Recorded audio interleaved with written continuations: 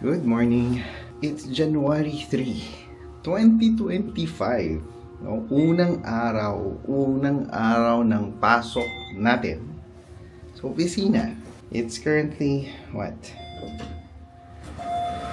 Currently 8:11. Late na tayo. Yeah, hindi naman late.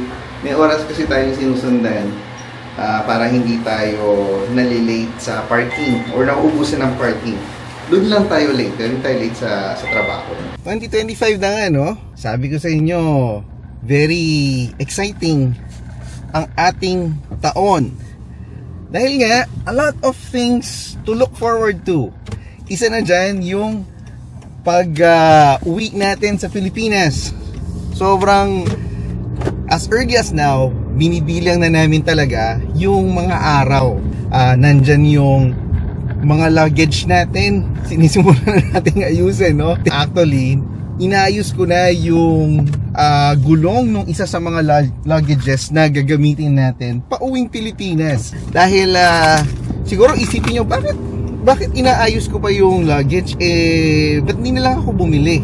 Kasi gusto kong malaman nyo, no? Ganyan talaga ang personality ko. Ayaw kong nagtatapon ng alam kong pwede ko pa siyang ayusin. Kasi masama din yan sa environment eh. Maganda pa yung condition ng luggage natin, no? Ang problem lang talaga is in the course of time nagde-deteriorate yung parang pinaka-rubber nung gulong dahil nga isa yan sa mga first na nasisira other than the zipper. So, yung luggage na yan actually, para lang mabigyan ko kayo ng konting backstory, yun yung isa sa mga luggages na ginamit namin nung nag-migrate kami dito sa Canada. At meron yan konti lang naman na sentimental value. So, maayos pa yung condition eh. Bakit itatapon na natin? So, ang ginawa ko is meron nabibili kasi sa Amazon ngayon na replacement part na kung saan pwede nyong palitan yung gulong ng luggage nyo. However, gusto ko lang malaman nyo, no? Doon sa mga hindi mga savvy sa pag-aayos ng mga ganyang bagay, medyo tricky kasi siya eh. Ang sabi nila, uy, kailangan i-drill mo lang to and then matatanggal mo na yung shaft. Hindi. Kailangan mo dyan ng patience para hindi ka kasi hindi mo masira yung parang pinaka-holder nung gulong. So kung hindi ka tech savvy, hindi ko i-recommenda sa inyo na gawin nyo to. I would ask you to buy. Kasi magkano ba ang bagong luggage ngayon? Meron nabibili $40 to $45 na brand new na yon. Tapos yung parang pinaka wheel na replacement na binili ko is $24. Di ba konti na lang? Parang add ka na lang additional $20. Meron ka ng actual luggage. Pero in my case, kaya sabi ko sa inyo, meron yan konting sentimental value. Kaya inaayos ko na lang. At ayoko rin kasing nagsasayang eh. Kaya mas pinrefer ko na ayusin na lang siya. So yun lang yung backstory. So other than that, no, sabi ko nga sa inyo, a lot of things to look forward to. Pero a lot of good and bad things to look back to, no, in 2024. And for our vlog for today, ipapakita ko sa inyo yung mga compilation ng ating top videos nung 2024. Yung tingin kong malaki yung naging impact sa buhay natin. At sana ma-enjoy nyo tong small compilation na to na ginawa ko para sa inyo.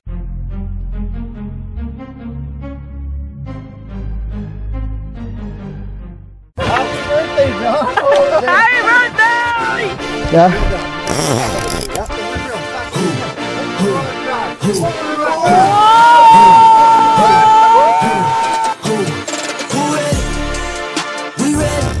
Oh yeah.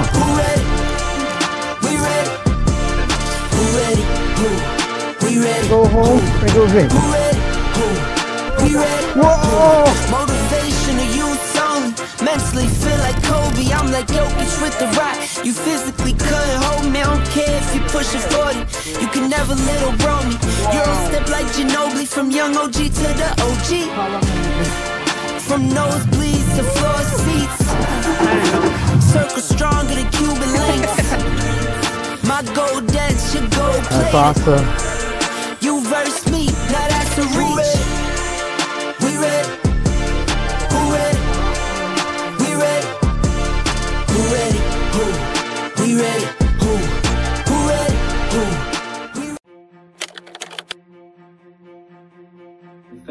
evaluations of 2023 performance. This is where you have not met Cloudflare expectations for performance. We've decided to part ways with you. Yeah. The video game streaming site Twitch announced 500 job cuts, and software company Unity said it's cutting 1,800. LinkedIn just laid off nearly 700 employees. Qualcomm is planning to cut more than 1,200 jobs. Workers say anxiety is growing. Units affected, they also include hardware, engineering, ad sales. I might get the email saying like, no, we no longer need you. There's simply no security. Last night, CEO Sundar Pichai told his workforce to expect more cuts. TELUS uses the phrase with a heavy heart, it is going to cut 6,000 jobs. At the end of the day, they can get rid of you like that. Canada Goose announced layoffs. It cut 17% of its corporate workforce. 80% of Twitter either left or quit or was pushed out, laid off, whatever you want to call it. There have also been challenges like inflation and higher interest rates. But a lot of the big companies decided to get lean and efficient, which is they didn't need those people, right? They were hoarding the talent, and it was a cheap one for them. The way you show profits is not making more money from the games, but by cutting your costs. Termination notices via email weren't common pre-pandemic, but that is starting to shift. Hello TV fam! Welcome to another vlog. Namiss namin kayo. Matagal-tagal din tayong hindi nakapag-vlog. Busy kasi at ang daming ginagawa sa totoo lang. Kung makikita nyo sa title natin, pag-uusapan natin ngayon, ano na nga ba ang nangyayari dito sa Canada? Kaliwa, kanan, puro bad news ang naririnig natin. Lalo na sa topic natin ngayong araw, layoff.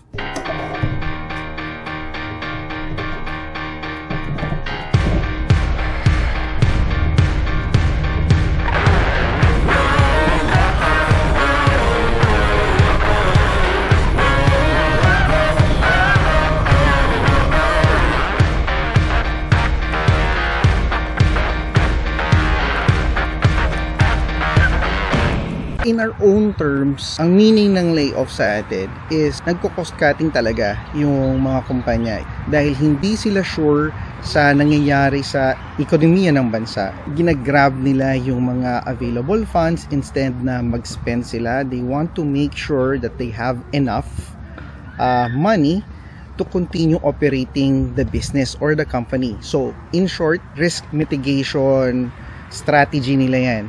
Para na sa ganon, maging sure sila na yung kumpanya magso-survive during this tough times.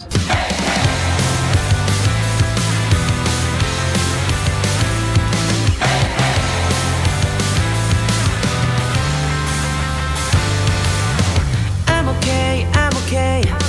난 괜찮아.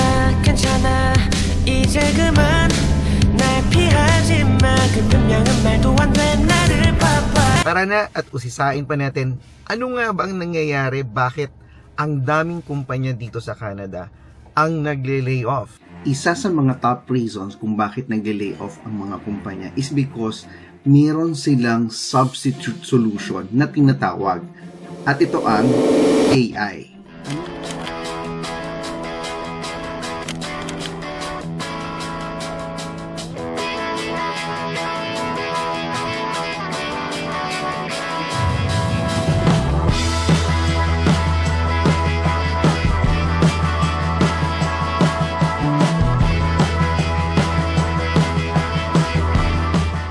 So for today's video, ang vlog natin is all about Richmond. Bakit ba namin natiling pumunta at manirahan dito? Ano ba ang mga nakikita dito sa Richmond? Ano ba ang advantage ng Richmond over sa mga ibang cities dito sa Vancouver? Yan ang mga katanungan na sana'y masagot namin sa vlog na to. Ano nga bang meron sa Richmond? Ang Richmond, BC ay kilala sa kanyang malaking populasyon ng Asian residents. Ayon sa datos, mahigit kalahati ng populasyon ng Richmond ay mga Chinese na umaabot ng 54.55%. Ang mga South Asian at Filipino ay bumubuo naman ng 8.55% at 6.28% ng populasyon. Ayon yan sa pagkakasunod. Ito ay nagpapakita na ang Richmond ay isang makulay at diverse na komunidad na nagiging tahanan ng maraming Asian cultural at culinary experience. Kaya ito ay tinatawag din na the New Chinatown ng Metro Vancouver. homesick. Kaya marami sa Pilipino na nag-migrate sa Canada ay hindi nakakatagal na manirahan dito at umuwi ng Pilipinas dahil sa pakiramdam na to. Kaya kami nanirahan dito sa Richmond para mabawasan kahit papano ang pakiramdam namin na maging homesick. Dahil kahit saan ka tumingin, makakakita ka ng Asian ethnicity dito sa Richmond. 70+% ng residente dito sa Richmond ay of Asian descent. Ang transportation system dito sa Richmond, BC ay mahusay na pinamamahalaan at nag-aalot ng iba't ibang uri ng transportasyon na maganhawa para sa residente at sa mga bisita.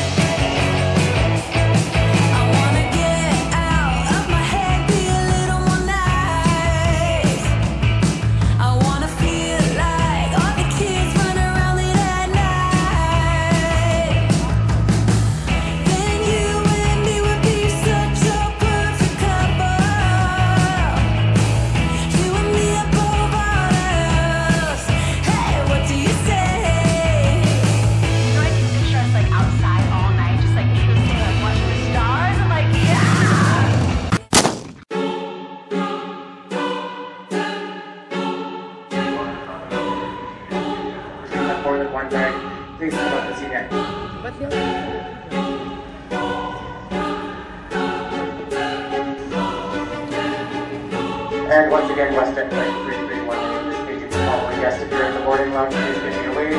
I'm looking for T-Town Tran. T, if you're in the boarding lounge, please give me a wave. I have a message for you. Alors que nous présentons les mesures de sécurité suivantes.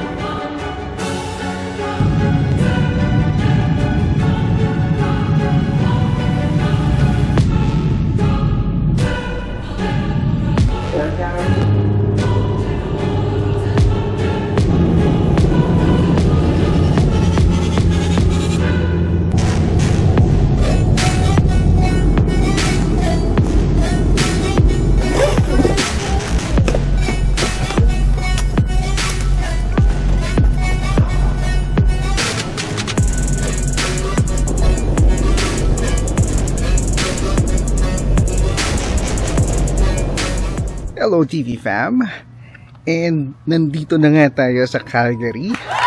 So itong Airbnb na pinuntahan namin, located siya sa Lucas Heights or Livingstone area. You know, it's about, I think, 20 minutes away from the airport. Yun, dahil pag ginagawa dun sa area na yun, no? Yung mga bahay dito, pricing nila is between 750 to around 870,000. Depende sa number of rooms. Ito yung bahay na tinitirhan namin. Yan. Yung 199. So that house is 5 bedroom siya, 3 bath, and then may basement pang kasama. Not bad, right? And so, kanina nga, napagtripan kami ng mga asawa namin. Yung brother-in-law ko, yung father-in-law ko, si Calvin, tsaka ako. Pare-pareho yung mga shirts namin. Ito yung...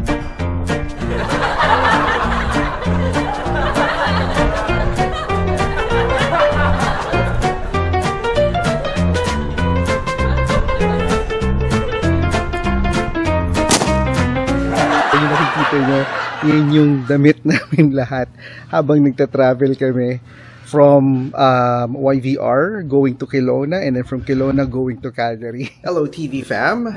So for today's video is samahan nyo kami. Iikot-ikot tayo dito sa Richmond at magtitingin tayo ng mga townhouses para malaman natin kung ano na ba yung mga prices ng townhouses dito sa Richmond. So tara, samahan nyo kami. This is the brochure. I'm the listing agent. Awesome. AJ, right? AJ? Yeah. And we have actually a buyer agent if you don't have one in-house, and we have a mortgage broker as well. Okay. Okay, perfect. Feel free, please come on in. Yeah. So I bought the house for them 8 years ago. The same house. Okay, gotcha. He's an MD doctor from Kuwait. Okay. So we fully renovate everything. Okay. Yes. Do you have a brochure? Or are you the agent?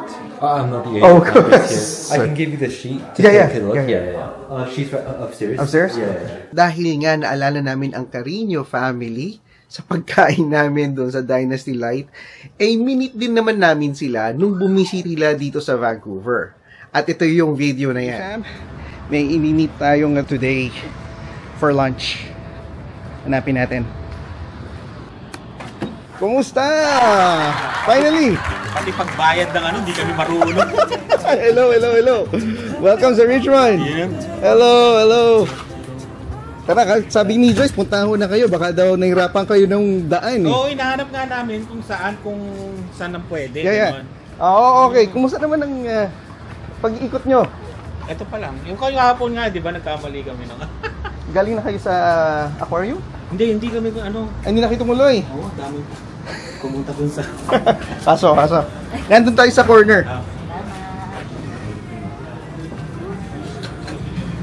Ayan, ano si Joyce sa corner. Mark, si Joyce. Yung anak ko, si Calvin. Nice to meet you. Hello. Papunta nila kasana natin sa aquarium. Kaya ang dami nag-message, tapos tumatakbo na sila dun sa hotel. Kaya sabi ko, sige, mimit ko na kayo. Nandun sila, nakapark sila dun sa labas. Talaga? Sabi ko, mahuhuli na kayo dito. Sabi ko, mahuhuli na kayo dito. Big time. Sige, order na kayo. Sabi namin, ang bisita namin, pangmayaman. Kaya dinala namin kayo sa pangmayaman na lugar. Hello, TV fam. Sa title pa lang, alam na natin kung ano yung nangyari. So, pag-usapan natin, para na sa ganun, mabigyan ko din kayo ng update. Konting backstory muna. So, hindi ko na i-mention yung company name, pero I started with this company way back in 2022, November, to be exact. And I was hired directly by the director nung department and nung lead ko. Kumbaga, meron akong direct supervisor that, helps me. I'm part of that team na mag-manage ng portfolio. When I say portfolio, ito yung parang naka-group yung mga projects na hina-handle. Unfortunately, nung nagkaroon ng layoff, nagkaroon din ng restructuring sa team namin. So, yung nag-hire sa akin na lead tsaka director, sila yung isa sa mga naging rason kung bakit ako na nag-decide na yes, tatanggapin ko na to. Yung lead ko, particularly yung direct lead na partner ko dito sa category na to, na-move siya after 6 months. No problem. Nag-adapt naman tayo kasi ganun naman tayo parati, lalo na sa mga Pilipino. We try to easily adapt. Nag-present yung manager ng dahil ito yung assessment ko sa'yo, ilalagay ka namin sa, ang tinatawag nila is performance improvement plan. Hay! So, dun pa lang, parang malaking decay na tayo. So, briefly, sinare niya sa screen, nag-go over siya. Meron dyan tinatawag na silent layoff strategy na nilalagay nila yung mga employees nila in a very uncomfortable position na kung saan they would rather just resign instead of going through the layoff process dahil meron pa yung severance package and so on. Hello TV fam. So, on the previous vlog nga, again, gusto ko lang i-reiterate, sobrang nakakataba ng puso, yung support ang binigay nyo at dahil dyan, maraming salamat sa lahat ng comment nyo at sa support ang binibigay nyo. Ang number one key para maging successful at ma-recognize tayo ng mga potential employers is ang ating resume. Kaya ang topic natin for today is all about paano ba talaga gumawa ng Canadian resume na kung saan magsa-stand out ka doon sa list of candidates for a specific job. So, uunahin natin yan. Real time natin itong gagawin para sa ating resume. Etong pinapakita ko ngayon, ito ang aking resume. I-blur out ko na lang some of the information that I have. No? Ito yung format na sinasubmit ko sa mga application ko before. The reason kung bakit bala ko siyang kailangan baguhin is ang dami na kasing pagbabago ngayon with regards sa technology. Dito nga sa vlog na to na pinapakita ko sa iyo about using, AI technology, ang dami mong pwedeng tools and resources na pwede mong ma-tap at ma-explore nang sa ganun, mas mapaganda mo pa ng maayos yung iyong resume. So, another day, another vlog. Welcome ulit sa panibagong upload. Ang daming developments, lalo na doon sa ating application sa trabaho. So, update ko kayo sa mga pangyayari na yan. Kung ilang interview na ba yung na-schedule natin. And then, i-share ko na rin sa inyo kung ano yung mga katanungan na naitanong sa akin ng mga public sector companies. Para na sa ganun, magkaroon kayo ng idea kung ano ba yung dapat yung paghandaan during the interview. At kung halimbawa gusto nyo naman mag-apply ng any position sa public sector, is makakatulong sa inyo to na mapaghandaan tong mga gantong klaseng tanong sa field na gusto nyo applyan. I-blur out ko na lang or ikakat ko para na sa ganon ma-maintain natin yung confidentiality. Hello? I can hear you, yes. And you can see us? That is correct. Okay. Perfect. Okay. John, nice to meet you. Pleasure to meet you as well. I'm the manager for purchasing. Program manager purchasing. We're going to go through a series of technical, behavioral, and scenario-based questions. We ask you to be clear and concise, complete, and we're particularly interested in what you did in a particular situation, because we're ultimately assessing. Kasi yung si Mami at Daddy, parents ni Joyce, darating na sila dito ng March, end of March. As PR. As PR. So, how long yung processing ng PR nila from the time na in-applyan mo? Less than 1 year. Kailan ka nag-apply? October 2023. October, Pero, 2020 pa ako nagsubmit ng interest to sponsor. Nabunot sila ng 2023. So, from the time na nag-send ka ng interest, to sponsor. 2020? Nabunot siya ng 2023 October, and then dun nag-start yung process. From that time, kailan siya lang na-invite officially? TV fam, so kasama natin ngayon ang ating special guest. So we have here Nico, yung cousin ko. Hi Nico! Hi! Okay, nandito tayo ngayon sa Deer Lake. And so tatanungin na natin siya para na sa ganun magkaroon kayo ng information about kung ano yung na-choose niya na field dito sa Canada. Ano yung course mo dito sa Canada? So, profession ko, radiation therapist. So, it's under the Bachelor of Medical Radiation Sciences.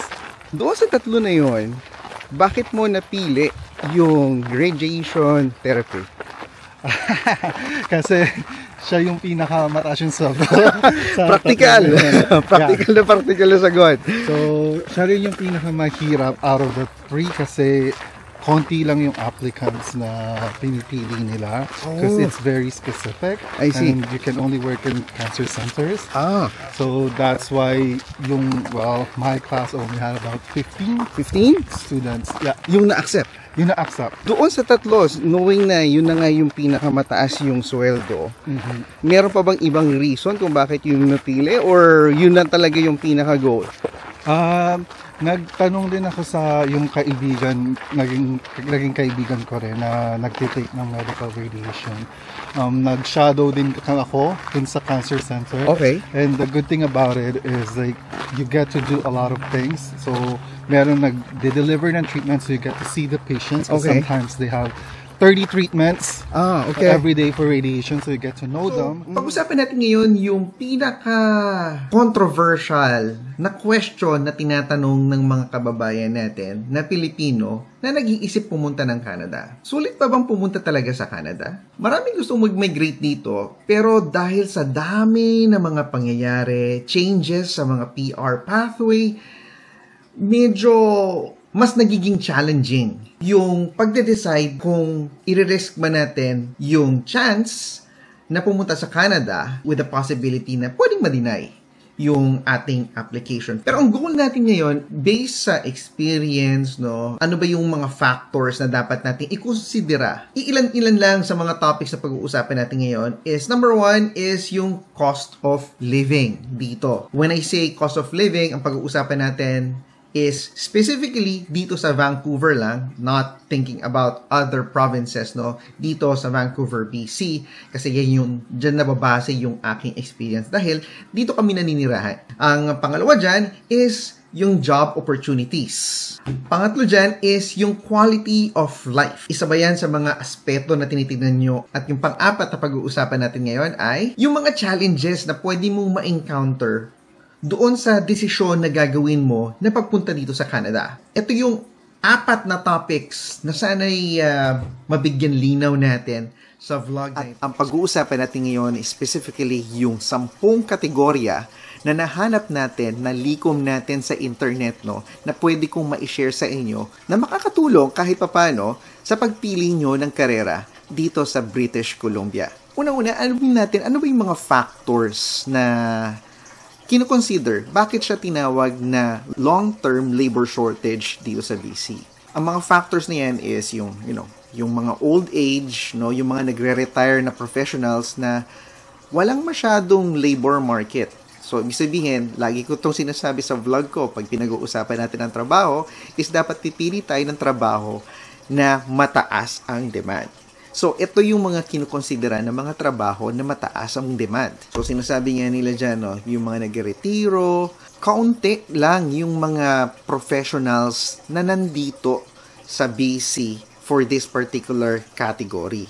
Ibig sabihin, walang masyadong nag-aaral or wala masyadong nag-graduate or wala masyadong nabibigyan ng certification na magka-qualify sa kanila para sa trabahong ito. Hindi ibig sabihin na mahirap yung ganitong klaseng trabaho, pero hindi lang ito yung regular na pinipili ng mga locals dito sa British Columbia. Ang una-una natin dito is of course ang healthcare occupations.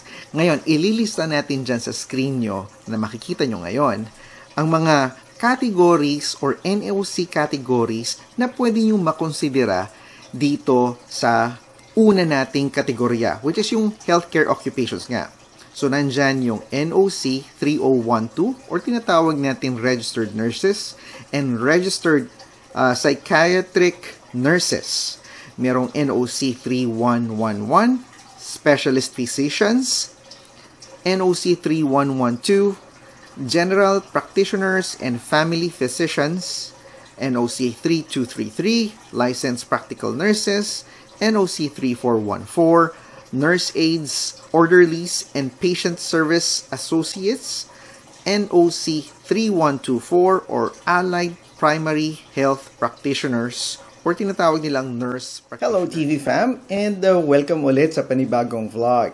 So for today's video nga, nakita nyo naman dun sa title natin, no? Kung naghahanap ka ng trabaho dito sa Vancouver, itong vlog na to is para sa inyo. Pag-uusapan natin ang top 5 companies sa private at saka sa public sector. Now, mag-iisip siguro kayo, paano ba natin na-qualify na maganda tong mga companies na to? Isa dyang pag-uusapan natin sa mga criteria natin is yung pasahod. Number 1, maayos ba yung pasahod? Mataas ba yung pasahod? Competitive ba yung pasahod kumpara sa mga ibang kumpanya na nandito sa Vancouver? Pangalawa, yung benepisyo. Ano yung coverage ng benefits na binibigay ng employer sa kanilang mga empleyado? Kasama ba yung mga extended family? Ano yung kino-cover nila? Extended health, dental, vision, at kung ano-ano pa. Isa na dito yung work-life balance at yung kultura ng kumpanya. Lahat ng yan pag-uusapan natin sa vlog na to. Kaya kung interesado kayo malaman itong mga top companies na ito, continue on watching this video. Ang topic natin for today is all about tips na hopefully makatulong sa inyo sa paghahanap nyo ng affordable housing dito sa Vancouver. Kaya kung interesado kang malaman yung mga tips natin regarding sa paghahanap ng affordable housing, majority of the time, half ng paycheck mo would definitely go sa rent or sa mortgage nyo. Now, hindi ko sinasabi to because I'm informing everyone na I'm an expert. Hindi po ako eksperto. Pero ito lang po yung mga nakalap kong impormasyon sa internet na gusto kong maging aware kayo na sana in the hopes of makatulong sa mga paghahanap nyo ng titirhan dito sa Vancouver. Ang first tip natin dyan is maghanap kayo ng mga lugar na pwede nyong tirhan sa tinatawag nilang suburbs. So kung halimbawa, ang trabaho mo is nasa Vancouver, I would recommend not staying directly in Vancouver, but in places, cities around Vancouver. And make sure nyo, pag naghahanap kayo ng lugar na gusto nyong titirhan or gusto nyong lipatan, make sure nyo malapit siya sa public transportation. And good morning, TV fam. So today is the day that the Lord has made. So today ang ating first day sa trabaho natin, sa paniwago natin trabaho. Inaantay na lang natin sila Tita June kasi sila na yung maghahatid kay Clark papunta sa school.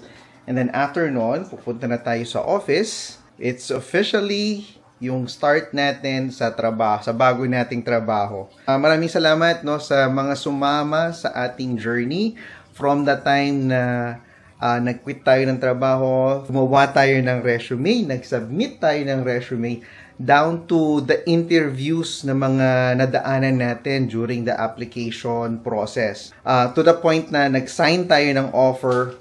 And today nga, ito yung culmination natin. Officially, magsa-start na tayo. It's our first day sa ating bagong trabaho.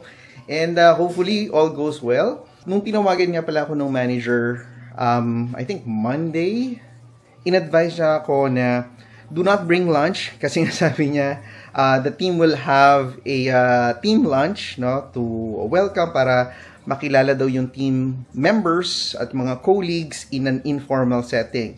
So magla-lunch nga kami with the entire team para makilala ko rin sila, anong ginagawa nila, how long have they been, and then makilala din nila ako, bakit ako nag-join dito sa company, and then ano yung mga potential background or experience. Hello TV fam, so ito na naman nga tayo. Today is Saturday at ngayon ang actual open house natin again for our place.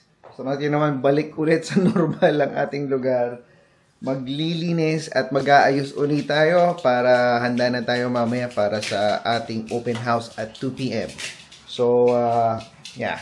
Kanina nag-breakfast na nga kami para na sa ganun busog na, wala nang masyadong gutom at maging dire-diretso yung paglilinis natin. Hopefully maging maganda yung turnout ng ating open house and then balitaan namin kayo pagkatapos ng actual open house. Okay, TV fam, another day, another vlog. So ito na nga, nakapag-ayos na tayo. Maayos na lahat. As you can see, ready na for the open house and then bababa na tayo. Actually, dahil nasa baba na yung real turn. Bago mawala ang pagkain. Ay naman kayo. Ay, ayun. Na. Ganda. Ayun. Oo, ganda Sama natin si Paolo. Sana all, ganyan yung pang-vlog. Oo nga. Ay, ganyan pala yan. Packet free. Guys, ako nga po pala si Tyron Dex. Yun. Hanapin nyo na lang po ako sa YouTube. There. Pero madalang lang po ako mag-upload ngayon. Magintay po kayo. Sige, kain muna kami. Ikaw ang vlogger. Mga vlogger kasama ko. Sila nang bahala.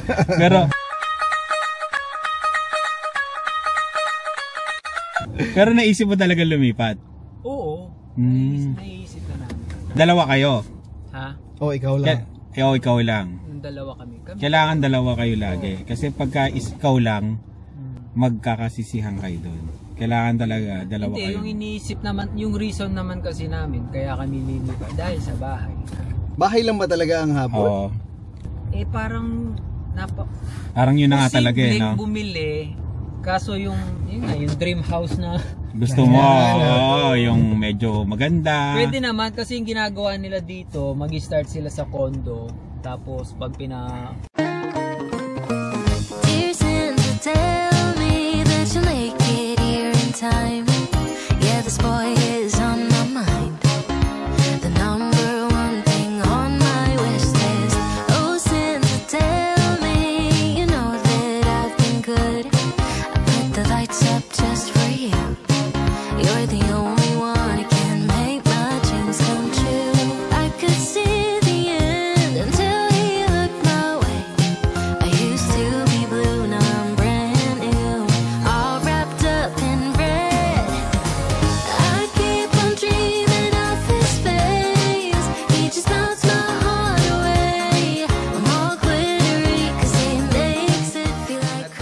makapagkwentuhan at makapag-share tayo ng mga kanya-kanya nating storya tungkol sa buhay natin nga dito sa Canada. Pero totoo lang, Tom Goods na tayo, no? Kumakalaw na talaga yung ating tiyan. So, mamaya na lang ulit.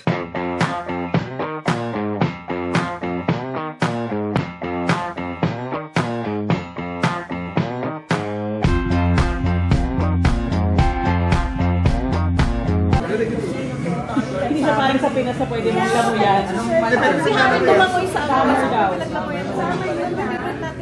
Ngayon, kung gusto nyo namang mapanood yung full video nung mga videos na yan, ilalagay ko yung link ng mga videos na yan sa description dyan sa baba. So, i-click nyo na lang yan para mapanood nyo yung buong kabuuan nung parang pinaka-video natin tungkol sa mga topic na yan na diniscuss natin last 2024. Well, I do hope na meron kayo nakitang value sa mga vlog na nirelease natin for this year. Hopefully, marami pa tayong mga topics na ma-share sa inyo na hopefully makatulong sa journey nyo this 2025 if interesado kayong manirahan at lumipat dito sa Canada. Anyway, pauwi na tayo ng bahay and you guessed it right at malamang naririnig niyo yan sa inyong mga TV screens. Umuulan na naman. Welcome to Vancouver. Welcome 2025 sa maulan na 2025. Pero at least hindi gaano nag-snow nung December. Usually kasi before, as early as September or October, meron na tayong nararamdaman na pabadya-badya na snow sa labas. Pero for 2024, wala, totally wala. It's all rain. Yun lang ang nating na-experience. I know medyo mahaba na ang ating vlog for today kasi nga it's all about yung mga highlights nung ating mga videos this 2024. So ngayon tatapusin ko na ang ating vlog and again kung meron kayong gustong malaman at mapag-usapan natin this 2025, feel free, no, comment down below at lahat ng mga comments na topics na ilalagay nyo dyan is aaralin natin at gagawa natin ng vlog para masagot natin yung mga katanungan nyo tungkol sa buhay namin dito sa Canada, and particularly kung meron kayong gustong malaman dito sa kinaluluguran namin, which is sa Richmond, British Columbia. Again, maraming salamat and I really look forward to seeing more of you in our videos, you know, more interaction with you this 2025. Again, kung hindi pa kayo subscriber ng aming munting channel, click that subscribe button, that notification bell. So hanggang sa uli, magkita-kita tayo ulit sa susunod na vlog. Paalam! City of mine, how I love the city of mine. It never gets me down. City of mine, how I